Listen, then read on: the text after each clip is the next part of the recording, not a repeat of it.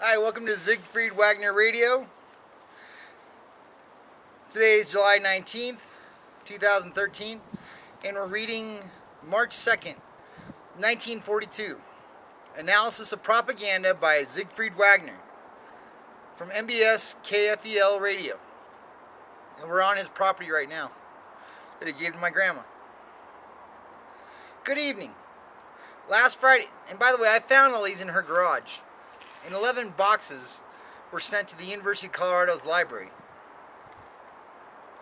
Last Friday I mentioned how certain American broadcasting stations sensationalized the Jap submarine shelling at Santa Barbara into a California disaster, and thereby did exactly what Jap propaganda wanted them to do, namely to spread panic and hysteria among the American public, which is a lot about what happens today. Everything that happens, there's something to make us scared to death. Some newscast, some internet post, something to make everything worse than it really is. Today I have a similar case like 1221. Today I have a similar case in which, while it is not as spectacular, it is much more insidious. A few nights ago I tuned into a Chicago radio station which is so powerful that I can clearly hear it at the Mutual KFEL listening post near the Continental Divide, which is where we are right now. His cabin was down the street. I was listening to that latest news when, to my amazement, I heard the announcer repeat nearly verbatim what I had heard the Tokyo radio say earlier in the evening.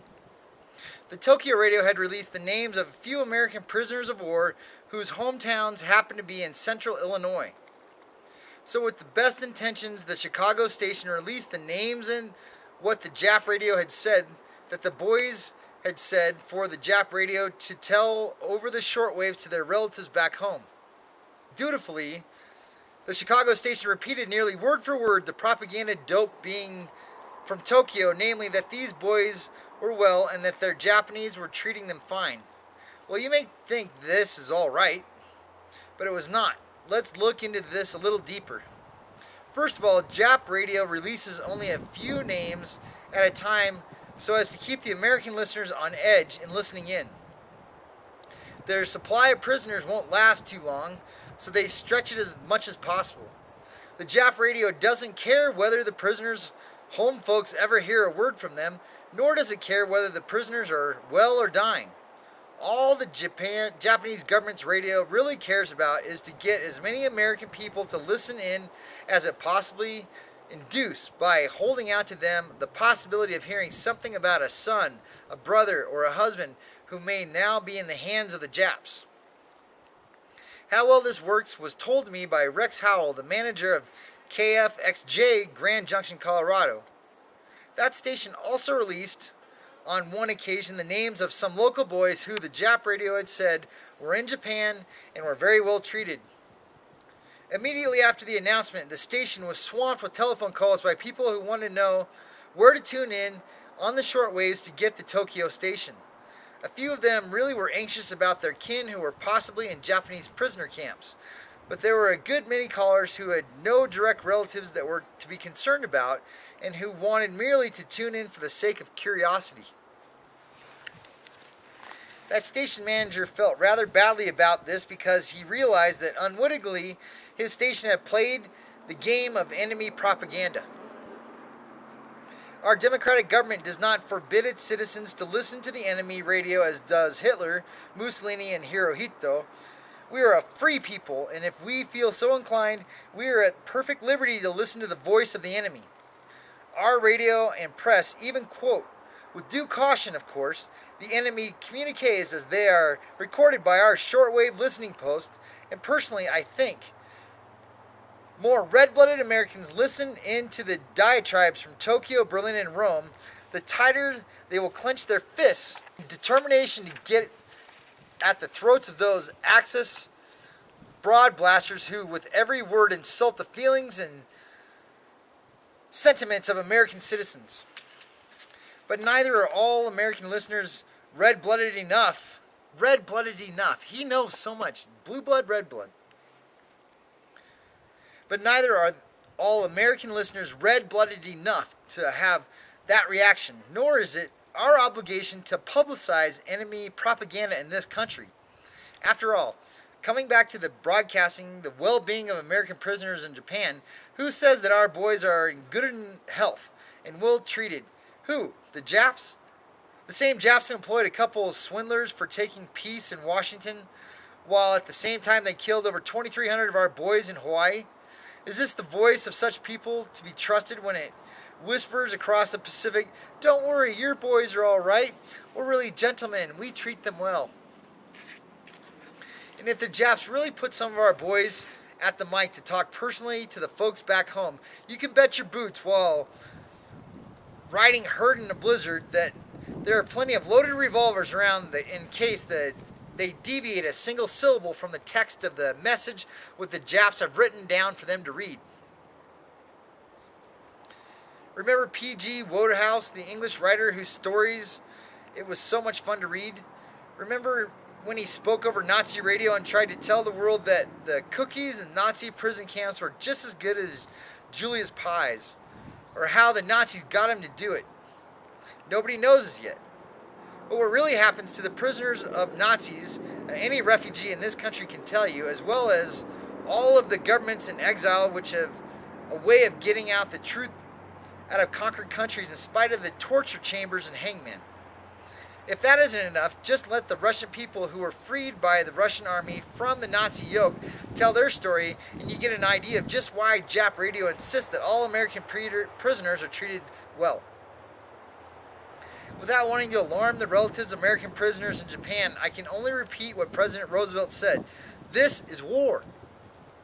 War in which our enemies exploit the best and most lovable, the most noblest human sentiments to pursue their own crooked, treacherous ends.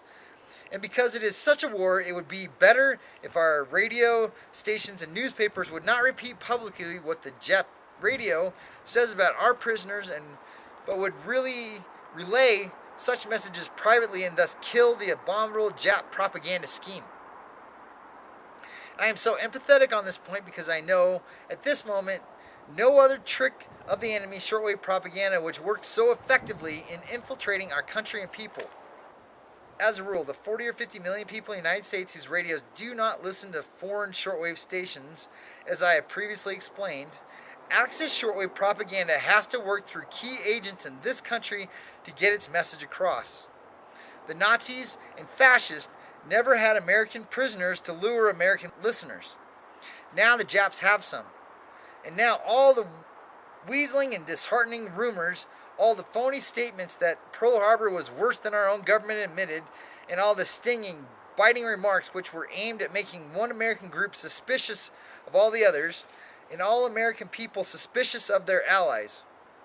All that poison picked up from the gutter and made potent in Dr. Goebbels' test laboratories is funneled through the Jap shortwave stations and thrown at the people in this country who want nothing but a tiny little word about their boy. History will judge these low-down propaganda tactics which betray everything that is good, decent, and civilized in man, and I hope our own fighting forces will carry out the verdict. Meanwhile, here's how the Nazis treat American citizens who have mistaken views in the past, but who, after all, are Americans first and always. The other night, in an entertainment program for North American Nazi patients, finally cracked in at no longer being able to quote Colonel Charles A. Lindbergh to suit their purpose of disuniting the American people. Evidently, they had hoped that Lindbergh would turn... It's really hard to read. It's really old typewriter paper with the inks all going through, so sometimes I might miss a word. So, Lindbergh to suit their purpose of disuniting the American people. Evidently, they had hoped that Lindbergh would turn quizzing after Hitler declared war on us.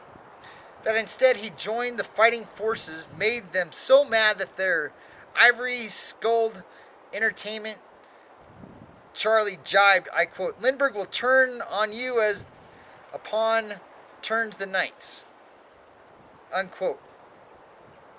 So they thought Charles Lindbergh was going to be on the Nazi side, but then he's like, no, I'm an American.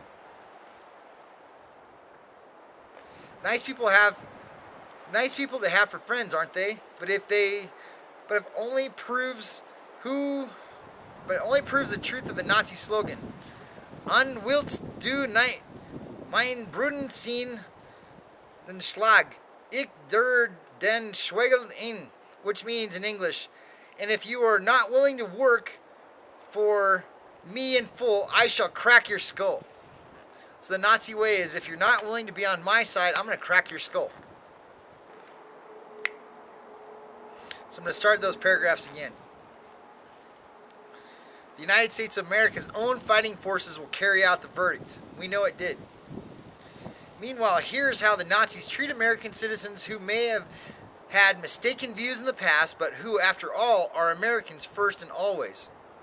The other night in an entertainment program for North American Nazi patients finally cracked at no longer being able to quote Colonel Charles A. Lindbergh to suit their purpose of disuniting the American people. Evidently, they had hoped that Lindbergh would turn quizzing after Hitler declared war on us. That instead he joined the fighting forces made them so mad that their ivory-skulled entertainment Charlie jibed, I quote, Lindbergh will turn on you as the moon turns on the night, unquote. Nice people to have for friends, aren't they?